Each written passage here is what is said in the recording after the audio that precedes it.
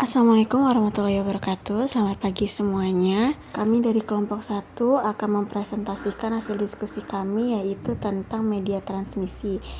Sebelumnya izinkan kami untuk memperkenalkan diri kami terlebih dahulu. Baik, saya Sofi Nurul Fathia, lalu rekan saya ada Gebita Akarokaro, lalu yang kedua ada Muhammad Ilham Amri, dan yang ketiga ada Janter Pangihutan Raja Guguk. Langsung saja kita lanjutkan kepada bahasan kita pada pagi hari ini, yaitu tentang media transmisi yang akan disampaikan oleh rekan-rekan saya. Oke, terima kasih kepada moderator karena telah memberikan kesempatan kepada saya untuk menjelaskan materi media transmisi kali ini. Nah, kali ini saya akan menjelaskan tentang pengertian media transmisi. Media transmisi adalah media yang menghubungkan antara pengirim dan penerima informasi atau data karena jarak yang jauh. Maka, data terlebih dahulu diubah menjadi kode atau isyarat, dan isyarat inilah yang akan dimanipulasi dengan berbagai macam cara untuk diubah kembali menjadi data. Secara garis besar, media transmisi itu media yang mampu mentransmisikan besar-besaran fisik lewat materialnya. Kegunaan media transmisi. Media transmisi digunakan pada beberapa peralatan elektronika untuk menghubungkan antara pengirim dan penerima supaya dapat melakukan pertukaran data. Beberapa alat elektronika seperti telepon, komputer, televisi, dan radio membutuhkan media transmisi untuk dapat menerima data, seperti pada pesawat telepon. Media transmisi yang digunakan untuk menghubungkan dua buah telepon adalah kabel. Setiap peralatan elektronika memiliki media transmisi yang berbeda-beda dalam pengiriman datanya. Faktor yang mempengaruhi pemilihan media transmisi yang pertama itu ada biaya atau harga, yang kedua kinerja jaringan yang dikehendaki, yang ketiga kemampuan menghadapi gangguan elektris maupun magnetis dari luar, yang keempat bandwidth dan jarak yang harus ditempuh, yang kelima kondisi alam, yang keempat keamanan data. Selanjutnya adalah jenis-jenis media transmisi. Yang pertama ada media guided. Guided mentransmisikan gelombang sekaligus mengendalikannya di sepanjang jalur fisik atau kabel sampai menuju penerima. Media ini sering disebut dengan physical media. Media ini dapat dilihat dan disentuh. Contoh-contoh media guided ini adalah kabel 2 kawat, kabel koaksial, dan kabel serat optik. Media transmisi kabel dinamakan wireline. Ya, selanjutnya yang kedua ada media unguided. Media unguided ini adalah mentransmisikan gelombang namun tidak mengendalikannya atau perambatan di udara. Media unguided ini sering disebut non-physical media karena media ini tidak dapat dilihat dan disentuh. Contohnya adalah gelombang radio, gelombang mikro, gelombang inframerah, Bluetooth, Wi-Fi, dan light wave. Kita akan masuk ke dalam kabel 2 kawat atau kita bisa bilang twisted pair. Twisted pair berupa beberapa pasang kawat yang dibungkus dalam satu bundle dengan sebuah sarung pelindung yang cukup kuat. Karakteristiknya antara lain: 1. Mentransmisikan sinyal digital atau analog. 2. Terbatas dalam jarak, bandwidth 1 MHz dan rata-rata data 100 MHz. Rentan terhadap interferensi dan draw. Yang keempat, membutuhkan repeater atau setiap 2 atau 3 km untuk digital. Yang kelima, membutuhkan amplifier setiap 5 atau 6 km untuk analog. Yang ketujuh, murah. Dan yang ke-8, cocok untuk jarak dekat. Kabel twisted pair ada dua jenis, yaitu UTP dan STP. Media transmisi yang kedua adalah kabel koaksial, atau kita bisa bilang coaxial cable. Adalah terdiri dari dua konduktor yang berupa satu kawat tembaga di tengah, lalu dibungkus isolator, dan kabel kedua di bagian luarnya sebagai isolator yang merangkap pelindung. Keunggulan dari kabel koaksial ini antara lain yang pertama ada jarak yang lebih jauh dibandingkan dengan STP dan UTP.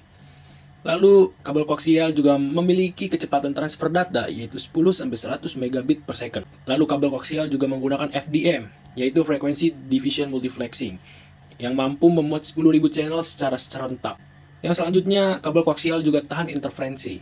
Jenis-jenis koaksial, atau kita bisa bilang kabel koaksial itu ada dua tipe, yaitu thin koaksial dan thick koaksial. Media transmisi yang ketiga adalah kabel serat optik, atau kita bisa bilang fiber optik.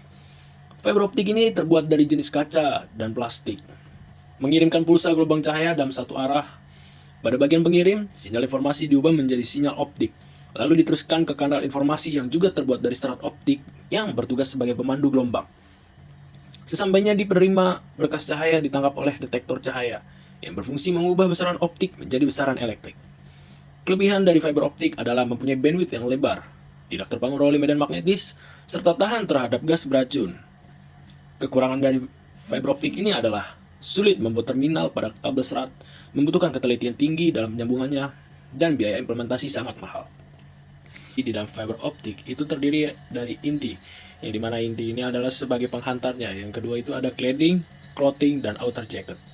Nah, di dalam kabel fiber optik ini, dia terdiri dari beberapa warna, yang dimana dia memiliki 12 warna, yaitu biru, jingga, hijau, coklat, abu-abu, putih, merah, hitam, kuning, violet, pink, dan aqua. Yang dimana kabel fiber optik ini terdiri dari 12 core, dan core yang sering dipakai adalah core 48 dan core 128. Yang dimana ini sering sekali dipakai di dalam kabel fiber optik. Kabel fiber optik ini juga bisa untuk zaman sekarang. Kabel fiber optik ini pada zaman sekarang sebagai media transmisi antara 4G dan 5G.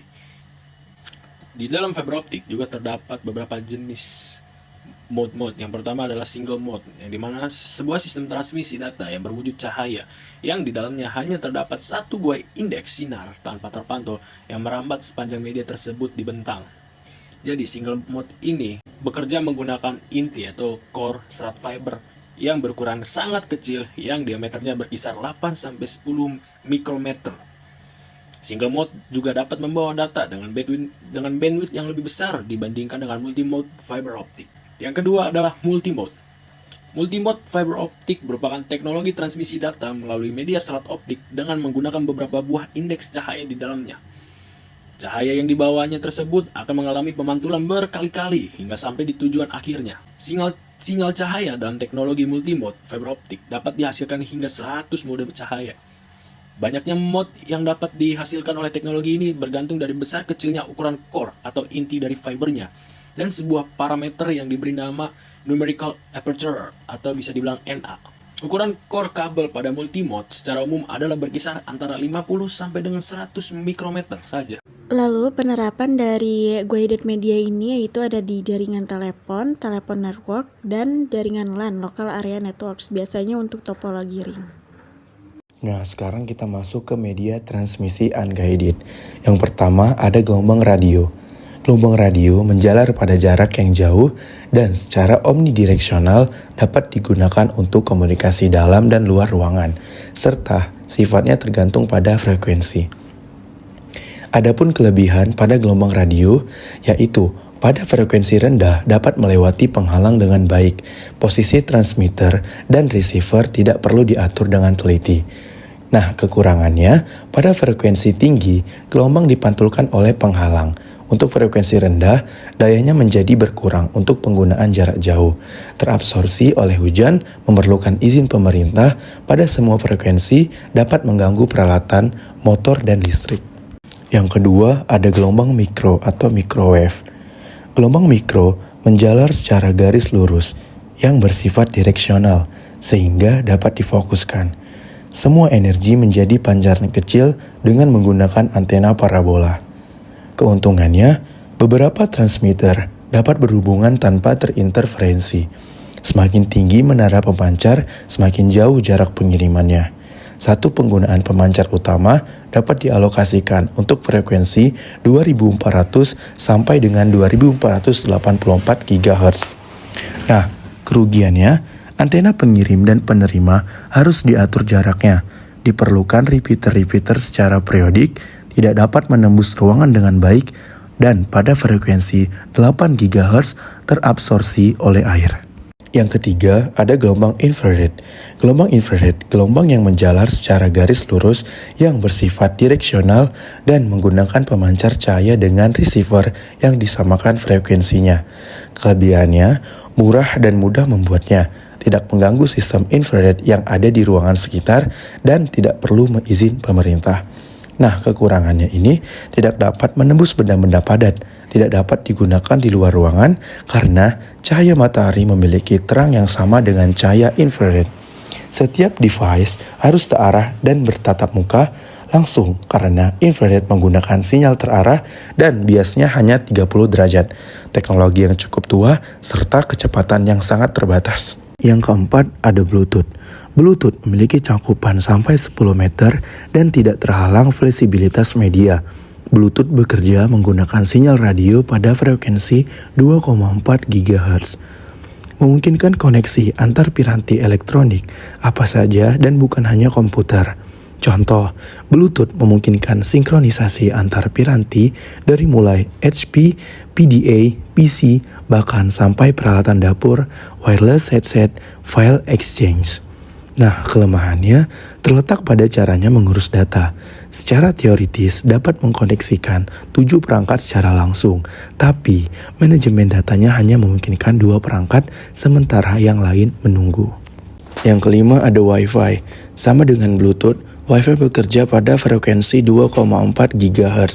Bedanya, Bluetooth menggunakan Split Spectrum Frequency Hopping atau SSFH, sedangkan Wi-Fi menggunakan Direct Sequence Split Spectrum atau DSSS, sehingga lebih stabil dan lebih cepat dibanding dengan Bluetooth. Kerugian Wi-Fi, security atau keamanannya rentan terhadap konflik dan dengan perangkat lain dalam waktu yang bersamaan. Nah, sekarang kita masuk ke contoh penerapan media transmisi unguided. Yang pertama ada wireless LAN. Wireless LAN ini merupakan perkembangan dari media microwave. Yang membedakannya, hanya wireless LAN ini lebih murah dari microwave dan dapat digunakan untuk indoor maupun outdoor. Wireless LAN gunakan gelombang radio elektromagnetik untuk berkomunikasi dari suatu tempat ke tempat yang lain. Wireless LAN menggunakan suatu frekuensi tertentu untuk mengalirkan data dan juga sebagai media transmisi menggantikan media kabel. Nah, yang kedua ada telepon seluler. Telepon seluler merupakan salah satu aplikasi komunikasi data nirkabel yang berkembang cukup pesat. Telepon seluler dilengkapi dengan fasilitas sistem pesan pintar atau smart messaging yang membawa pelayanan internet dapat digunakan oleh pemakai yang bergerak. Nah, yang ketiga adalah satelit telekom. Keunggulan jaringan satelit adalah dia dapat digunakan untuk komunikasi dengan daerah-daerah yang belum terjangkau jaringan kabel. Cakupan areanya sangat luas dan relatif tidak tergantung pada kondisi geografis. Demikian materi yang dapat kami sampaikan. Wassalamualaikum warahmatullahi wabarakatuh.